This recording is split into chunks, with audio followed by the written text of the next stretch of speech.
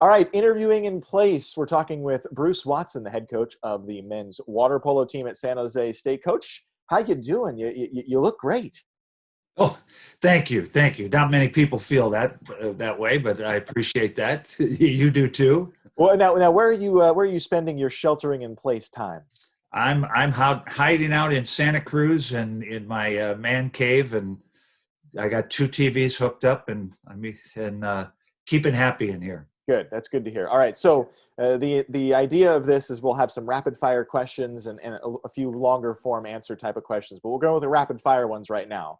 You got So it. what are your hobbies that you're doing while you're sheltering in place? I have. I'm either watching TV or I'm surfing, Okay. Okay. or walking on the beach. Okay. Yep, yep. I'm staying. Favorite quarantine snack or meal? Oh wow, wow.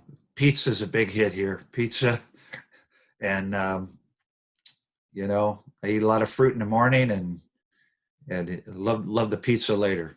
Okay. Have you been watching any old sports highlights or game film or anything like that?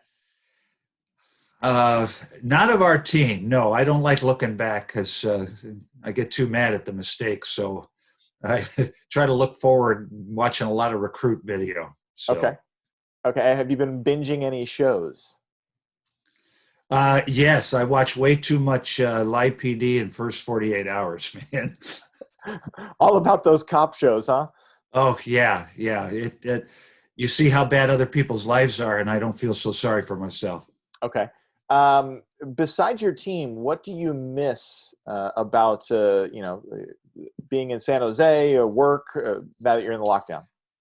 Hey, I miss being on a pool deck. Yeah. I live for being on a pool deck in the sun, rain or shine, but being out on the pool, and that's my office, and really miss that. Yeah.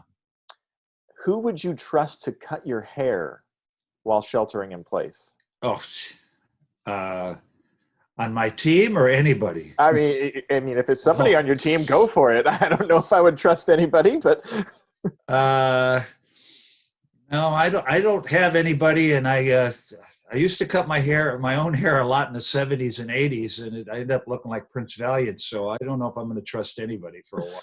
okay. How are you staying engaged with your team during this? We do Zoom meetings every couple of weeks, and stay in touch with them a lot by email, talking about classes and what they're letting me know what they're doing and working out and things like that. So just real short answer is just as best we can long Hmm. distance. Zoom meetings are tough because I got kids in Australia when we Zoom and it's 6:30 in the morning, and my European kids, it's midnight. So Yeah, yeah. the Zooms aren't the easiest thing in the world for us. What would you say to potential recruits during this time? It's difficult, right? Because you can't show them facilities live. You can't really do much other than just talk to them. Yeah, well, we've been pretty fortunate that we did most of our recruiting before this hit, and a lot of our kids had been able to visit and see campus and commit. So we're lucky in that way. Going forward and following year is going to be a problem, but uh, we're kind of lucky that didn't put a big monkey wrench in that for us. Right, right. Do you have a number one spot that you bring recruits when you come to San Jose when they come? um, Other than showing them the new aquatic facility on campus, I think that's our prime Right. recruiting tool is a new pool, and they see we don't have to go off campus. And other than that, we can show them the beach. Not a bad thing to show them, right? Yeah, yeah, absolutely. Uh, how can donors get involved with your program? Well, as you know, we're fully self-funded, and we try to stay in touch with the donors all the time. I just sent out a big email to them, giving them an update on our team and what the plans are and how we have to stay flexible, whether we have a season or it's Right. late or whatever.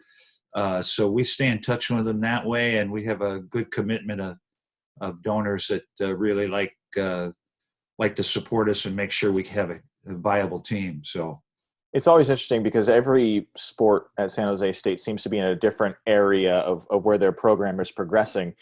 You guys were off campus for so long. Now you have this beautiful facility. You have the pool, you have the weight room facility, you have the locker room facilities. So what is the next thing you guys would need or look at to improve the program even more?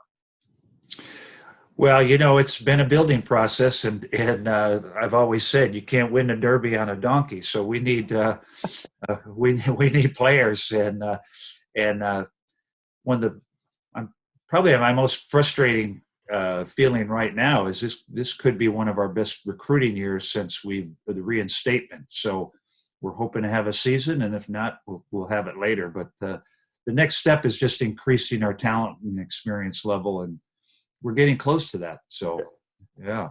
Finally, Coach, before we let you go, do you have a message for anybody, fans, former players, current players watching this? Yeah, be positive. This is pretty frustrating, but I think I found, and I mentioned this to some people earlier, that the future's uncertain right now. But when we come back, man, is everyone going to be excited to come back to not just to school, but to come back to water polo.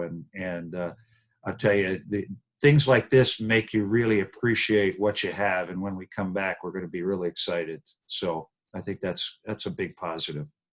Bruce Watson, men's water polo coach at San Jose State. We'll let you get back to Steamers Lane, whatever you need to do over there.